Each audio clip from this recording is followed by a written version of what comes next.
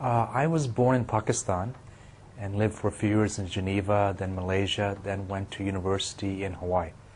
So I lived 18 years there, and in 1994 moved to Australia. And my main area of research will be something called future studies or foresight studies. And it's really around looking longer term, looking deeper at something called the future. I teach future studies at a number of universities in Taiwan, where we have an undergraduate program with over 5,000 people taking courses. I also supervise PhD students at the University of the Sunshine Coast, and now at the Center for Policing, Intelligence, and Counterterrorism at Macquarie University. So my role in futures, I started doing futures about 30 years ago, and I learned foresight work at the Hawaii Judiciary. Strange place for futures, but the judges are there for 20, 30 years, so they can afford to take a long-term view. And they were looking at alternatives for litigation. In the 90s, I moved to Australia, started working at Queensland University of Technology at the Communications Centre. And there we were interested in the implications of broadband on Australia's future. Well, there's different types of futures, but generally the framework I use is something called 6 pillars. We first want to map the future. If you land in a strange city and you don't have a map, you don't know where to go. So we want to get some contingent map. What are the images? What are the drivers? What are the weights? Then once you have that, but the futurist does something else, we want to challenge that map. Because what's the known is the map, but there's the unknown. So how is the world changing? What are the discontinuities? So based on that, we try to develop scenarios, which is alternative futures, not one future, but many futures. Once we've done that, futures, then we try to say, where do we want to go? What's our destination? What's our vision of the future? Once we have an idea of that, then we want to say, well, how did we get there? What's our strategy? What do we do differently? So future studies and the futures is really about mapping the future, looking at alternatives, finding the vision, and then having some way to get to that vision. So the role of the futures become to solve tomorrow's problems today.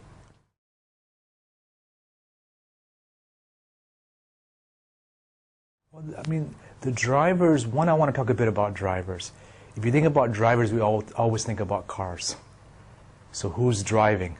So we have a sense there's a push forward. So we want to get a sense of what's forward so we drive better, right? But there's also a sense that we talk about in future studies about emerging issues analysis, which is the unknowns.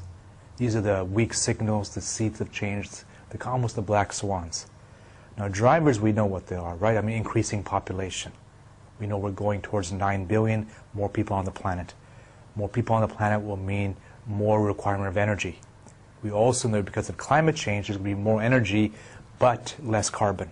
So that's going to be the core issue around the population driver and the energy driver. Now, it's not just more people. We also have we have to disaggregate population change. We have an aging society, and in some parts of the world, we're going to have less people. So we have massive depopulation going on in Japan, parts of Europe, where every generation there'll be less people. So then the driver becomes, if you want a better economy and you don't have people coming in, what do you do? How do you innovate? Do you innovate through technology, through genomics, through migration? So those are, I would say, among the crucial drivers: population change, aging, increased requirements of energy, as well as an environmental shift, climate change, which starts to ask the question, how do we price this need for more energy? Traditional economics would make an externality. We're saying, no, we have to reprice nature, reprice water, make it part of our equation as we think of the future. If you look at just demographics, there's a wonderful book called, it's about digital natives. And if you look at the definition of technology, is everything that's after you were born. That becomes technology. So for people born in a world of web, Facebook, peer-to-peer, they wouldn't see it as technology. It becomes the norm. Those of us born earlier, we see it as technology. We have to learn it. But if you're born in that environment, it becomes natural. So the nature of technology will also change going out 10, 25 years. So that's one big shift. The second big shift, I would say, again, that depopulation. Massive population, but as parts of the world become depopulated, what happens? And the third is, if you go back a few hundred years, we had something called the subject. There was a king and there was us. Then the whole French Revolution, the European revolutions was about becoming the citizen, where we had rights. This next phase is what you might call peer-to-peer, the real flattening of political structures. So that, I think, is one of the big, going out 10, 15 years, how everything changes as peer-to-peer infrastructures, peer-to-peer, seeing the world, seeing the future become more normal.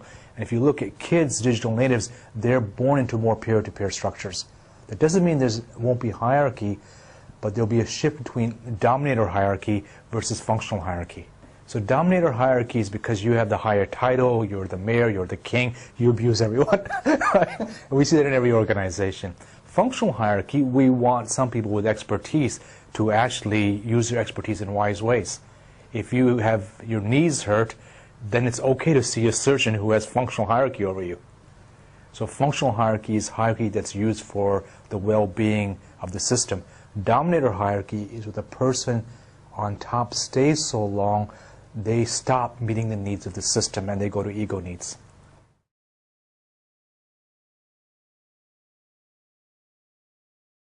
When I meet with shires, local governments, cities, other areas, counselors talk about how the technological trends, the demographic trends, the climate change trends, it makes their work far more complex. It used to be simply roads, rates, rubbish, and safety. And now it's suddenly a citizen calling every 2 minutes, emailing, calling, Facebook, asking them to make changes in terms of their behavior. So one is the complexity is going to really dramatically change local government. Two, the peer-to-peer. If you're a local counselor, you feel you represent your population. But peer-to-peer anticipatory democracy makes the next step and says, wait a second, citizens themselves could make wiser decisions. Traditional representative democracy made sense in the horse and buggy era, right? It was before all these technologies. Do we still need someone to represent us when we can represent ourselves? So that, I think, there'll be some tension. Hopefully we'll find some wise ways forward.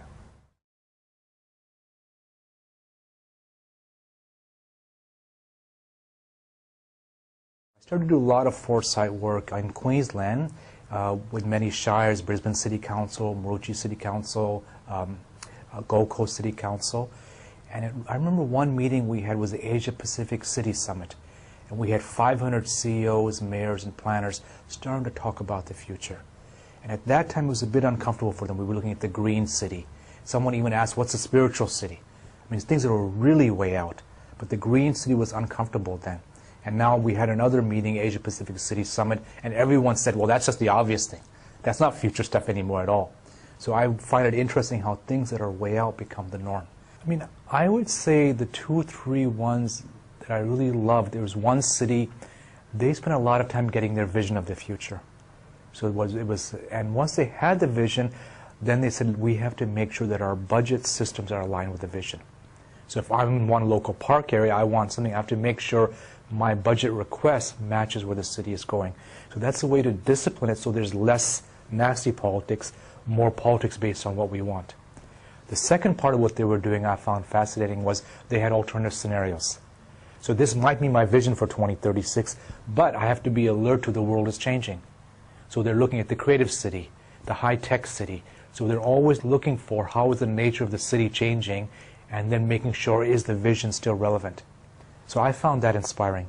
Another city, they started to look at 2036. I said, well, why do you want to look out so far? They said, well, if we want to change our skyline, it takes 20, 30 years to redo the architecture. You can't do it in one day. Building design takes generations. So we have to start to think about what do we want the future to look like. Now they're also looking at climate change. What if our city, if there's more tornadoes, tsunamis, if there's sea level rise, what survived? How do we thrive and prosper in that world? So they're asking themselves different types of questions. And hopefully, from my point of view, even if they get the future wrong, if they make this a learning exercise, their capacity to deal with the unknown strengthens. They become far more resilient.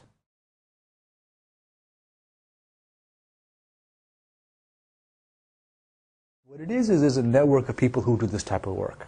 And every year they select a few people who they think are contributing most in terms of either consulting or research or writing.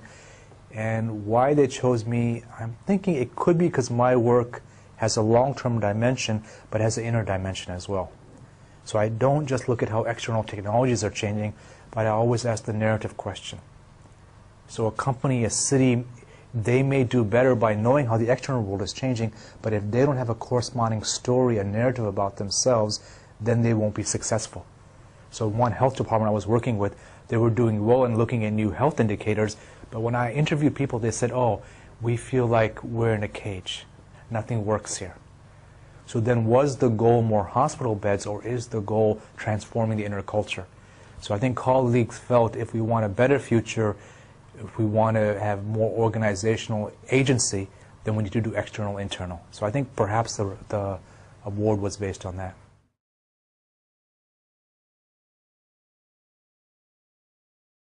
I think it's the setup. To one, futures thinking is legitimate. Many cities are engaged in this. And also to let counselors, mayors, planners know that if this is uncomfortable for you, it's okay. Not everyone has to be oriented 20, 30 years ahead. We need people who can manage the present. We need people who are good at implementation. That day is to set up as the visions day, the conceptual day, pushing our boundaries. So I want to, one, give people permission to do that. Because going out so far makes many people uncomfortable. I'm saying it's okay to be uncomfortable today. Today can be your day where you're visionary. Today can be your day where you come up with the new ideas. Tomorrow we'll have to implement, but at least spend one day of the year where you can actually start to give yourself permission to dream. So at Destinations 2036, partly what we're trying to do is think of what are tomorrow's problems that shires, cities, rural areas will face. Can we get ahead of the game? But it's just not solving problems. If we see a new technology, a new issue, can we use it as an opportunity to either increase social capital, increase resilience? So it's asking what are the opportunities and then saying where do we want to go? Now you might say, well, how can cities decide where they want to go? Well, the world is changing so quick, they're going to change in any case. The only issue is, can we develop agency, efficacy, so they change in ways they want to? The role of futures is to increase their power over their future. Of course, they don't have power over everything, but if we increase it a little bit, we know people live longer, they're happier, and hopefully cities will be more resilient, they'll be happier places, and be more productive and wealthier places. So that's how I see Destinations 2036.